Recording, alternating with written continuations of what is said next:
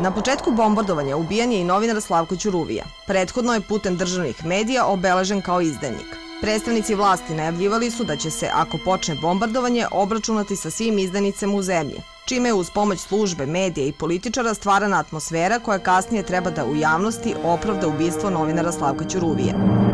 Da je u službi bezbednosti u vreme Miloševića preovladavalo mišljenje da sve koji su od strane režima proglašeni za izdajnike treba ubiti, najbolje pokazuje komentar Dragana Filipovića, tada visokog funkcionera DB-a. Dragan Filipović Fića tada je načelnik obaveštene službe DB-a. Pobegao je iz zemlje tokom akcije Sablja. U pružanju podrške NATO intervenciji prednjačio je globalistički publicista Slavko Ćuruvija. On je javno podržavao američko bombardovanje, nazivajući ga demokratskim činom. To je najverovatnije bio razlog zbog kojeg je likvidiran negde na početku rata u pauzi između dva demokratska bombardovanja. Za njegovu smrt globalisti okrivljuju isključivo službu državne bezbednosti, mada je objektivno to mogla organizovati i izvršiti bilo koja od patriotskih grupacija, kojih je tada u Srbiji bilo na desetine.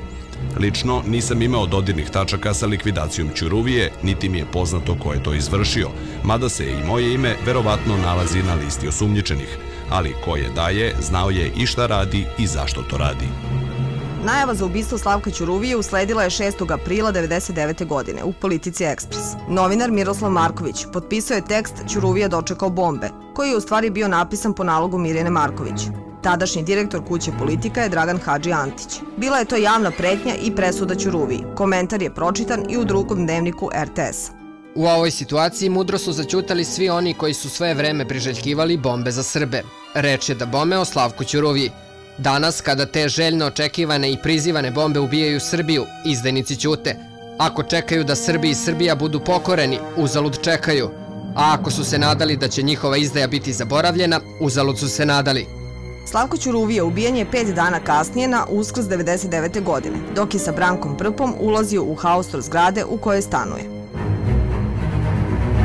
Već sledećeg trenutka drugi me udario pištoljem po glavi i ja sam pala pored Slavka koji je već ležao.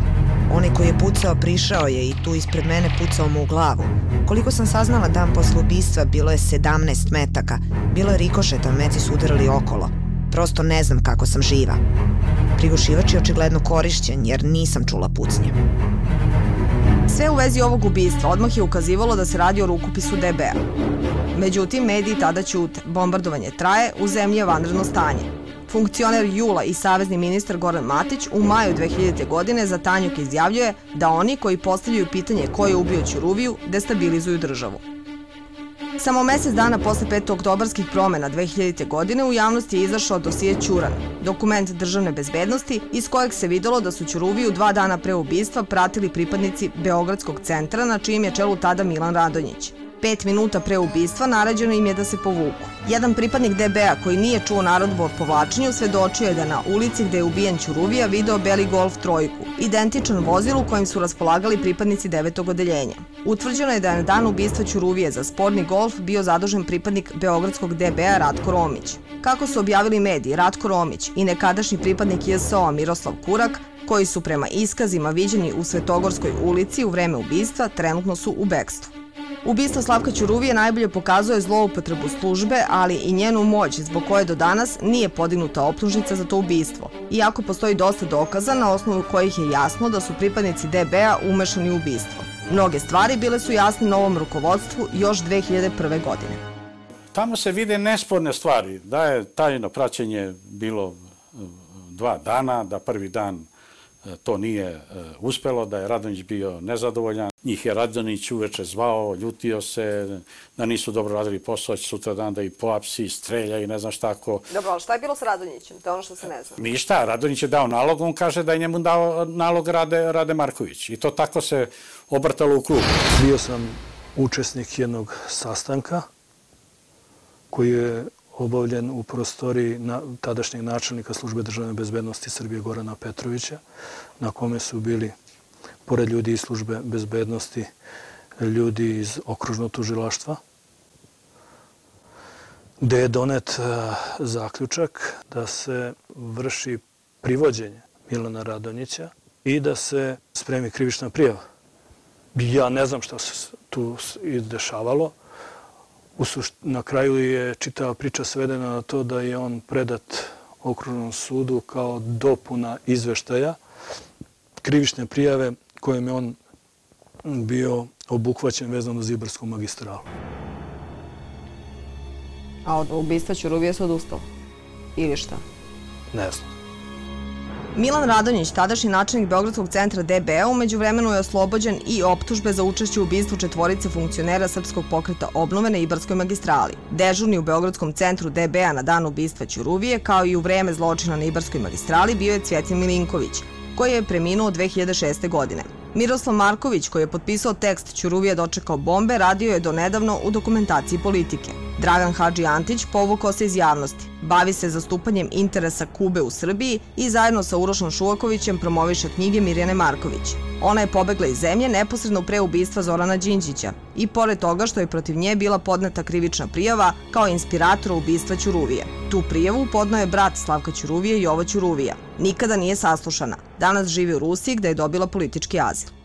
Ne možete vi da saslušavate lica kad je u pitanju neko krivično delo po nekoj političkoj vizuri. Pa da kažem, ajmo mi sad lepo krenemo od porodice Milošević, s druge strane krenemo od predsjednika SPS-a i ovdje od predsjednika ili podpredsjednika Jula. Pa šta mislite, da pozovemo Miru Marković da ona kaže šta je vama i tako da se rastanemo. Ima nešto što je besmisleno. Bitno je šta ćete vi nju da pitate. Ili ima, ba što god da je pitate, pa jel vi očekujete da radite na slučaju Ćuruvije, pa prvo pozovete Miru Marković da ona kaže da nije ili nešto da kaže, pa jesam, a nisam znala, ja rekla malo jače. Ne, ali vi ste rekli da ste stali do Radete Marković. Znači, Rade Marković, pa sa njime i tako dalje, ali mi nismo još dobili ni jedan podatak od svedoka, od ljudi koji su učestvovali, da to vodi prema Miri Marković. Mi smo išli onako kako to dozvoljava jedan ozbiljan posao da dokažete da iza toga stoji nalogodavac, primjera radi Mira Marković. Možda stoji, možda ne stoji.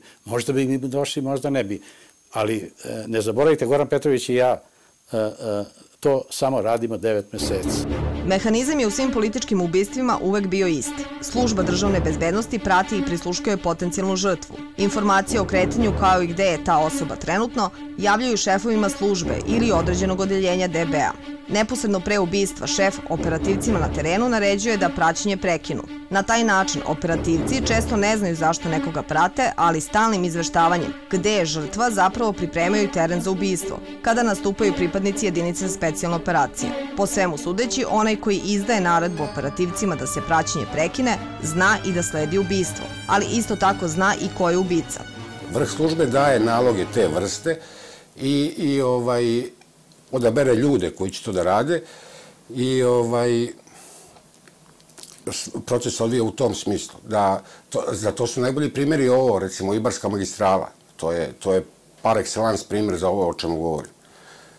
S tim što tu sad, kad je Ibarska magistrala u pitanju, ima jedno dvojstvo.